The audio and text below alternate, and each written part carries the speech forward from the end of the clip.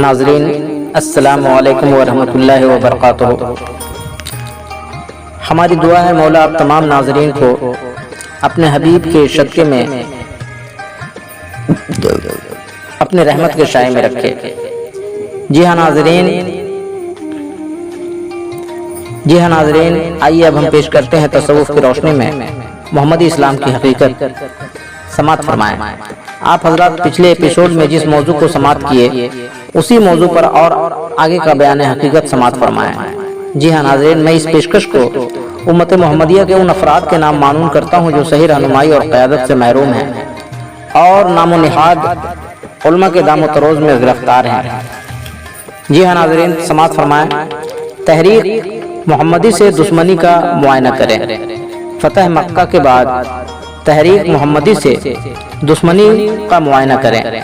फतह मक्का के बाद हुजूर सल्लल्लाहु अलैहि वसल्लम ने 9 मुस्लिम कमांडरों से फरमाया कि तुम लोग हवाली के मक्का यानी देहाती गांव में जाकर अपने अपने ज़ेर असर भाइयों को दीन मोहम्मदी की तरफ बुलाओ।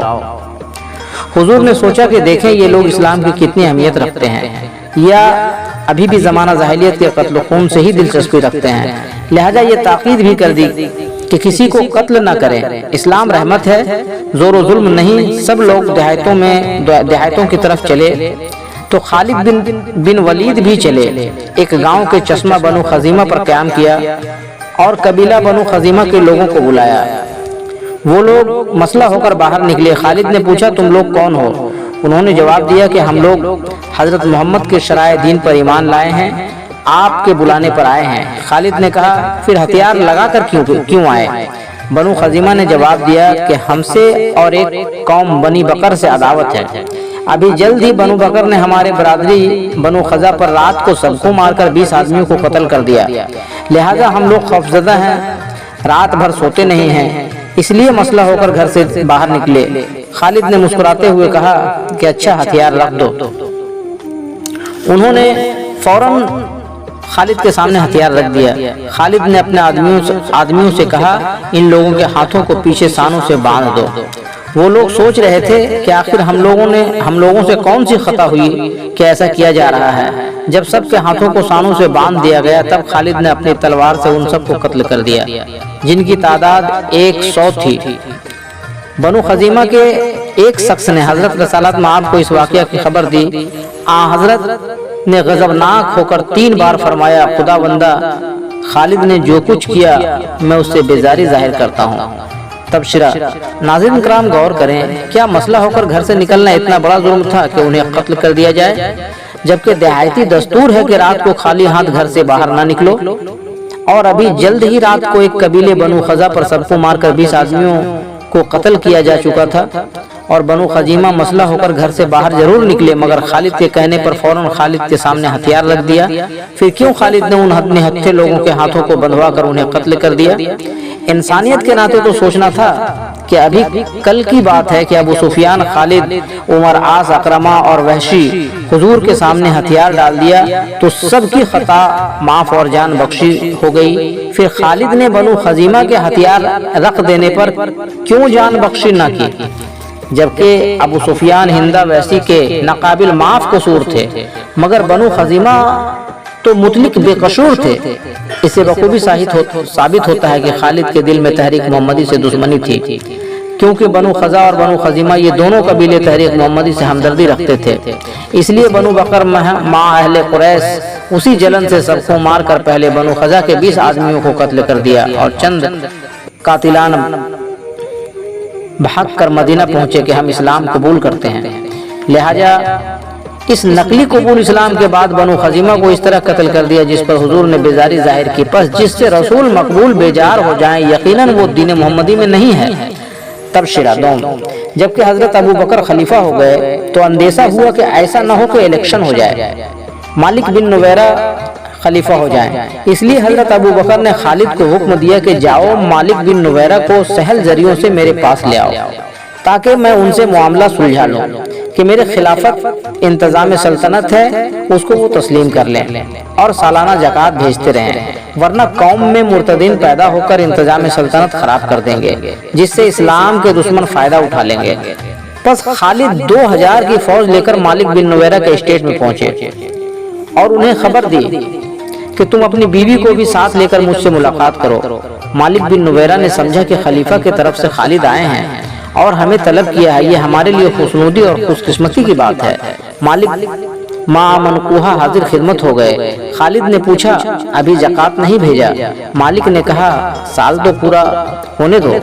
پوری بات بھی نہ ختم ہوئی تھی کہ مالک کے گردن پر تلوار پڑ گئی کہ سر الگ اور دھڑ الگ کر گرا، اور ان کی بیوی لیلا کو پکڑ کر اسی وقت زناکاری میں مصروف ہوا اور اپنی فوجوں کو حکم دیا کہ وہ بھی شہر کی عام عورتوں سے زنا کرے۔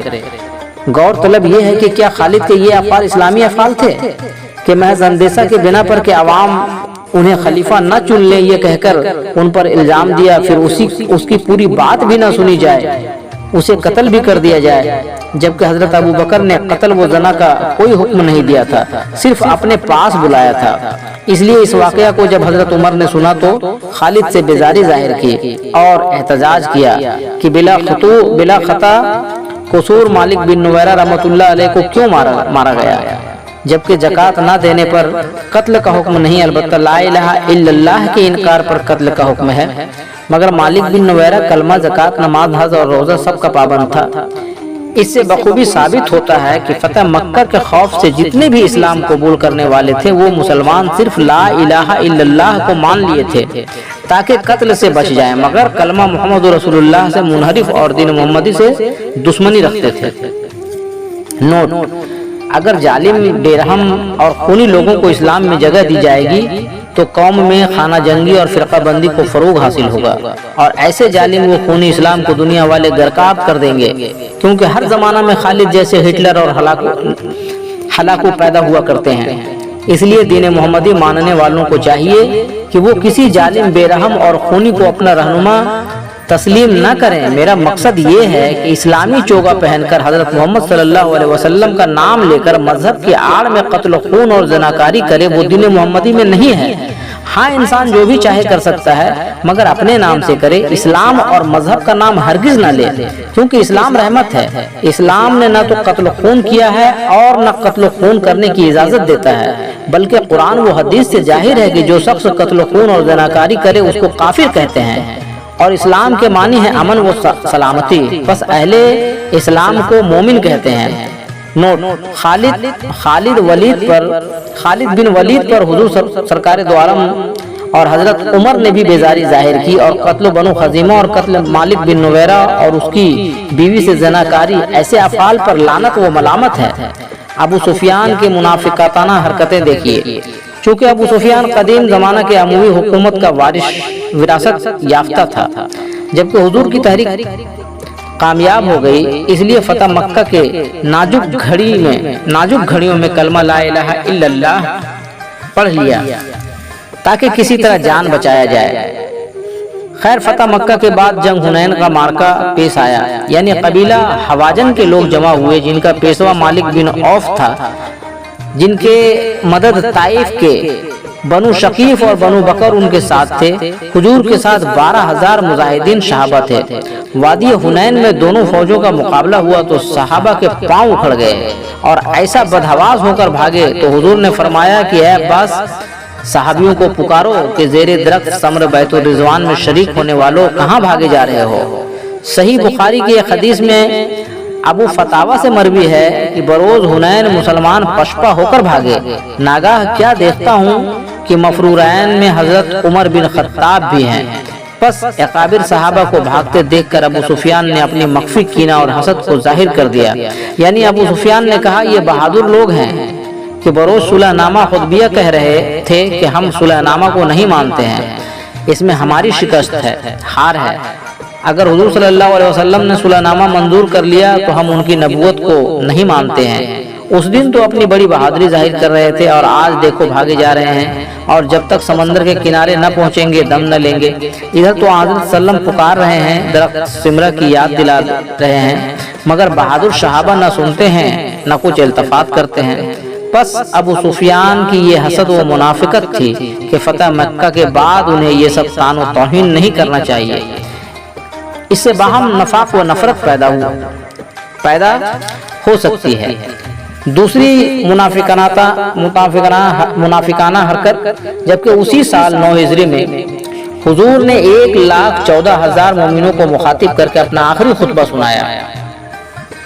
من کنت مولا فعلی مولا، ترجمہ ہے کہ جس کا مولا میں ہوں علی بھی اس کا مولا ہے۔ اس خطبہ کو سن کر ابو سفیان مع چند صحابیوں نے کہا، کیا کلمہ پڑھنا، نماز اور زکوٰۃ کا پابند ہونا کافی نہیں کہ رہنمائی ضروری قرار دیا گیا؟ اور کہا، کیا یہ امر آپ کی جانب سے ہے یا خدا کی جانب سے ہے؟ حضور نے فرمایا، واللہ الذی لا الہ الا ہو انہ من عند اللہ، ترجمہ، قسم ہے اس کی جس کے سوا معبود نہیں، یہ امر خدا کی جانب سے ہے۔ اور اس کے بعد ہی یہ آیت نازل ہوئی کہ الیوم الحکمۃ کملتہ لکم دینکم واتممت علیہ نعمتی، جس کے معنی ہے کہ آج دین کی تکمیل ہوئی اور نعمتیں بخش دی گئی۔ اس میں نفاق کی بات یہ بول دی گئی کہ کیا یہ امر آپ کے جانب سے ہے یا خدا کی جانب سے، تاکہ قوم میں نفاق پڑ جائے کہ حضور نے اب تک خود کو منوایا اور اب وہی رتبہ علی کو دے رہے ہیں، یہ قوم علی کی رہنمائی میں چلے۔ مگر حضرت عمر نے حضرت علی سے مل کر فرمایا، مبارک ہو تم کو علی، آج تم ہر مومن و مومنہ کے مولا ہوئے، جس سے نفاق اثر انداز نہ ہو سکا۔ تیسری منافقانہ حرکت، جبکہ حضرت عمر کی تائید سے حضرت ابو بکر خلیفہ ہو گئے تو ابو سفیان نے حضرت علی کے پاس جا کر کہا کہ اے علی، تم گھر میں بیٹھے ہو اور عرب کے بدو چرواہے تخت خلافت پر متمکن ہو رہے ہیں، میں قسم کھاتا ہوں تم خلافت کے لیے کھڑے ہو جاؤ، ہم تمہاری مدد میں فوج لے کر مدینہ کی گلیوں کو بھر دیں گے۔ تب حضرت علی نے فرمایا، ابو سفیان، ابھی تمہارے دل سے منافقت نہیں گئی۔ چوتھی منافقت، جبکہ حضرت عمر کے بعد حضرت عثمان کو خلافت مل گئی تو ابو سفیان نے حضرت عثمان کے پاس جا کر مبارکبادی اور مشورہ پیش کیا کہ آج تیری مراد پوری ہوئی کہ خلافت پھر بنو امیہ میں آ گئی، خدا کا شکر ہے، اب تم خلافت کو گیند کی طرح جدھر چاہو لے جاؤ۔ ابو سفیان کے منافقانہ مشوروں سے اسلام میں ایسا تفرقہ پڑا کہ مسلمان پھر زمانہ جاہلیت کے دہانہ پر پہنچ گئے، جس کی کچھ تفصیل آگے ملے گی۔ حضرت عثمان کے زمانہ میں 31 ہجری میں ابو سفیان نے وفات پائی۔ تبصرہ، چونکہ ابو سفیان زمانہ جاہلیت میں حکمران تھا اور عرب کے سارے قبائل روشہ عمرہ اس کے تابع تھے، وہ سب حضور صلی اللہ علیہ وسلم کے جانی دشمن بن گئے تھے، یہاں تک کہ حضرت ابو بکر اور حضرت عمر بھی اسی گروپ میں تھے، اور حضرت عمر بھی تلوار لے کر حضور کا سر کاٹنے چلے تھے، مگر حضور کی وہ دلکش تحریک رفتہ رفتہ بہت سے لوگوں کو کھینچ لائی، جیسے پہلے نمبر پر حضرت ابو بکر اور 40ویں نمبر پر حضرت عمر، اور آخری نمبر پر خالد، عمر، عاص، عثمان، طلحہ بھاگ کر مدینہ پہنچے اور کہا میں قبول اسلام کرنے آیا ہوں۔ مگر ابو سفیان حضور صلی اللہ علیہ وسلم کے 61 سالہ عمر تک لڑتا ہی رہ گیا، جبکہ فتح مکہ کا بگل بجا، ہتھیار ڈالا، لیکن اپنی ذہنی منافقت کا ہتھیار تب بھی نہیں ڈالا۔ اس نے سوچا اگر ظاہری ہتھیار سے حضرت صلی اللہ علیہ وسلم کو نہیں مارا جا سکتا ہے تو ذہنی منافقت سے گلشن محمدی کو بگاڑا جا سکتا ہے، یعنی تحریک محمدی کا مفہوم بدلا جا سکتا ہے، جس سے امت محمدیہ پھر گمراہ ہو سکتی ہے۔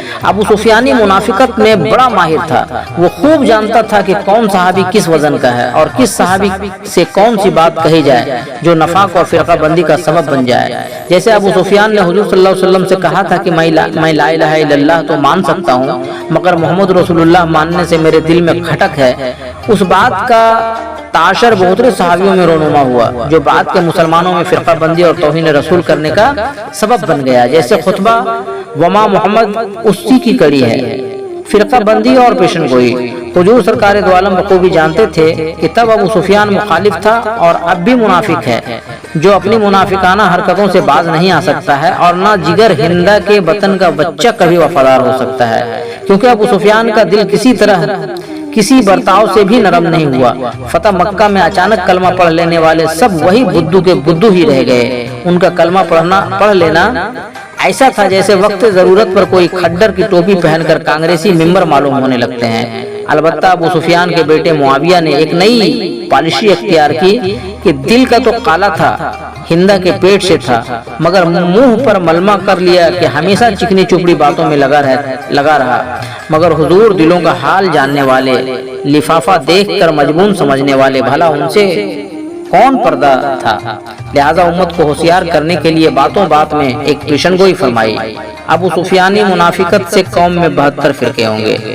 ابو سفیانی منافقت سے قوم میں 72 فرقے ہوں گے۔ جن لوگوں نے پیشن گوئی کو سمجھا وہ بخوبی ہوشیار ہو گئے، جو نہیں سمجھے وہ اب تک بے خبر ہے۔ اس پیشن گوئی کو سن کر ابو سفیان کا بیٹا معاویہ جو پرلے درجے کا سیاسی ماہر تھا، پیشن گوئی پر پردہ ڈالنے کے لیے حضور صلی اللہ علیہ وسلم کی بھری مجلس میں پہنچا اور برجستہ پوچھا کہ حضور آپ نے کوئی پیشن گوئی فرمائی ہے؟ حضور نے فرمایا ہاں، 72 فرقوں کی ایک پیشن گوئی کی ہے اور دوسری ابھی باقی ہے۔ معاویہ نے پوچھا حضور وہ دوسری پیشن گوئی کیا ہے؟ حضور صلی اللہ علیہ وسلم نے فرمایا دوسری ہے کہ ایک نسل معاویہ سے آل رسول پر ضرب کاری لگے گی۔ یہ سن کر معاویہ کو کاٹ لگ گیا کہ کہاں آیا تھا بابا کی صفائی میں، مگر میری بھی کلئی کھل گئی۔ پس دونوں پیشن گوئیوں سے حضور صلی اللہ علیہ وسلم نے خود ہی دودھ اور پانی الگ کر کے دکھا دیا۔ بہرحال حضور سرکار دو عالم نے دین محمدی کی تکمیل کر کے دوست دشمن کی تمیز بتا کر 9 ہجری میں 1,14,000 کے مجمع کو آخری خطبہ سنایا اور 28 سفر بروز چہارشنبہ 11 ہجری مقام محمودہ پر جلوہ افروز ہوئے، یعنی فتح مکہ کے 2 سال بعد وصال فرما گئے۔ فتح مکہ کے 2 سال بعد وصال فرما گئے۔ ہاں تو ناظرین، اور آگے کے واقعات اگلے ایپیسوڈ میں سماعت فرمائیں گے۔ جی ہاں ناظرین، اب مجھے دیجیے اجازت، ہم پھر جلد ہی آپ کی خدمت میں حاضر ہوں گے تصوف کی روشنی میں لے کر محمدی دین کی حقیقت۔ ہاں تو ناظرین، آپ تمام عزیزوں سے نیاز مندانہ گزارش ہے کہ نیازی ٹی وی پر پیش کیے جا رہے پروگرام تصوف کی روشنی میں اسلام کی حقیقت کو آپ حضرات زیادہ سے زیادہ اپنے دوستوں اور تمام انسانیت میں شیئر کریں، اور اگر آپ بھی اس تحریک امن میں شامل ہونا چاہتے ہیں تو فوراً اپنے محمدی چینل کو لائک، کمنٹ اور سبسکرائب کریں، اور ہمارے ساتھ آپ بھی محمدی روشنی سے اس کائنات کو روشن کریں۔ فقط آپ کا نیازمند خادم اور بھائی نیازی ٹی وی۔ آخر میں آپ تمام ناظرین کو اللہ حافظ، آداب۔